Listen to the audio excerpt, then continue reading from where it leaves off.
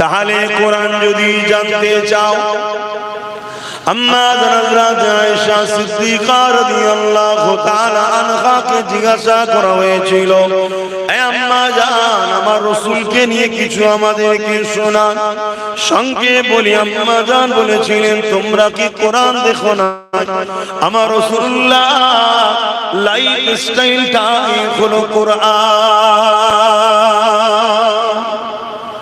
কানা খুলুকুল্লাহু কোরআন।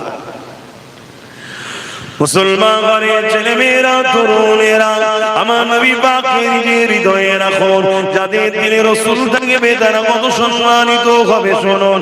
এই যুবকেরা, তরুণেরা, আজ নতুন নয়, আল্লাহ দিনের উপরে টার্গেট করা, মসজিদকে টার্গেট করা, মাদ্রাসাকে টার্গেট করা, এটা আজকে নতুন নয়। কেউ হালকা হালকা করে করছিল, তখন আমরা ট্রিটমেন্ট করিনি, তাই রোগটা এখন একটু বড় হয়ে গেছে। তবে মনে রাখবেন, যুগ যুগ ধরে সন্ত্রাসেরা হক নবীদের উপরে, ইসলামের উপরে, মানবতা, সভ্যতা, ধর্মের উপরে, আল্লাহর ঘরের উপরে, মসজিদ, মাদ্রাসা, কোরআনের উপরে বারবার আঘাত দিয়েছে।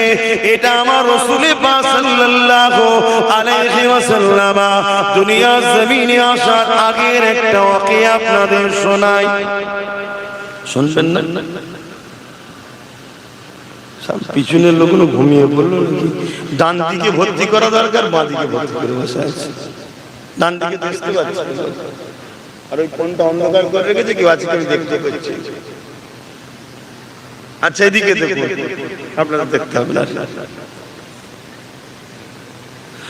আমার নওজোয়ান তরুণেরা, যুবকেরা, এ নবী পাকের প্রেমিকেরা, আল্লাহ নবী নবীকে আমার আল্লাহ পাক সবার আগে তৈরি করেছে।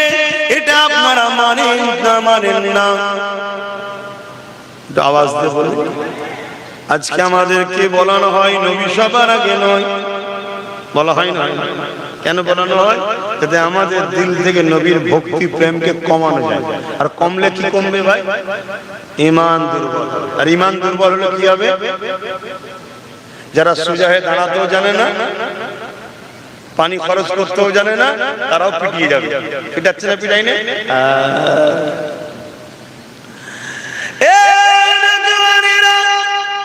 আল্লাহ পাক আমার নবী পাককে সবার আগে তৈরি করেছে। আমার আল্লাহ পাক আমার নবী পাকের নূর মোবারক থেকে পুরো কায়নাতকে তৈরি করেছে। মনে রেখে দেবেন, হযরতে জিবরাইল আলাইহিস সালাম আমার নবী পাকের দরবারে একবার আসলেন। এক তারিখে আসার সময় আমার নবী জিজ্ঞাসা করেছিলেন, ও হযরতে জিবরাইল, আপনার বয়সটা কত? হযরতে জিবরাইল আলাইহিস সালাম বললেন, হুজুর, এমনি ভাবে তো আমি বলতে পারবো না, তবে হ্যাঁ, একটা নমুনা আপনাকে বলতে পারি। আল্লাহ যখন আমাকে বানিয়েছিল, কোনো কিছু আল্লাহ পাকে ছিল না, আল্লাহ পাকের আরশ ছিল। ওই আরশের নিচে একটা নূরের পর্দা ছিল। ওই পর্দার নিচে আমাকে আল্লাহ থাকতে দিয়েছিল। আমি জিবরাইল যখন চোখটা খুলেছিলাম, ওই পর্দা দিকে যখন নজরটা পড়লো, আমি জিবরাইল অবাক হয়ে গেলাম। ওই পর্দার মধ্যে একটা নূরের ঝলক দেখেছিলাম।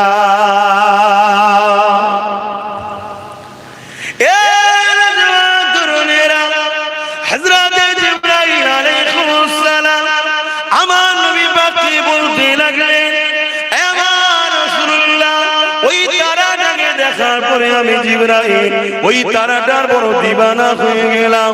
ওই তারাটাকে বড় দেখার জন্য তামান্না জাগলো। ওই নূরটার দর্শনের জন্য বড় বেচैन হয়ে উঠলাম। কি এমন যেন আকর্ষণ রয়েছে, আমি দেখার জন্য বড় পেরেশান হতে লাগলাম।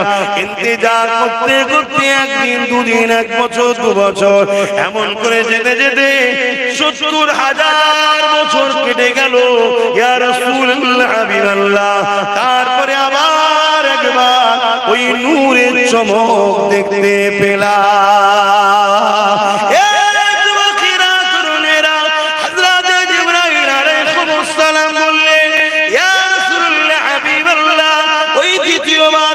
পরে ওই নূরের উপরে আমার টান আরো বেড়ে হয়ে গেল, আমি দিবানা হয়ে দেখার জন্য মতওয়ারা হয়ে গেলাম। ইয়া রাসূলুল্লাহ হাবিবাল্লাহ, আবার ইন্তজার করতে করতে ৭০,০০০ বছর কেটে গেল। তারপরে আবার একবার ওই তারা নূরের দিদার হলো। ইয়া রাসূলুল্লাহ, যতবার দেখি দেখার জন্য বড় পিপাসা তত বাড়ে। এইভাবে আমি ওই তারাটাকে ৭২,০০০ বার দেখেছি। আর একবার উদিত হওয়ার পর ওই নূরটা ৭২,০০০ বছর পর আবার জাহির হয়। এইভাবে ওই নূরটাকে আমি জিবরাইল ৭২,০০০ বার দেখেছি। আরো জোরে বলুন সুবহান আল্লাহ। আল্লাহ আল্লাহ নবী বললেন, জিবরাইল, ওই নূরটা তোমার নবী মুহাম্মদুর রাসূল। জোরে বলুন সুবহানাল্লাহ। কি গো উম্মত, বলবে না সুবহানাল্লাহ? অনেকে সব কথা শুনে আবার বলে, এটা শুনে আমি কি করব? ও বেটা শেষ, ওকে এই জায়গায় আনা হয়েছে বড় প্ল্যান করে।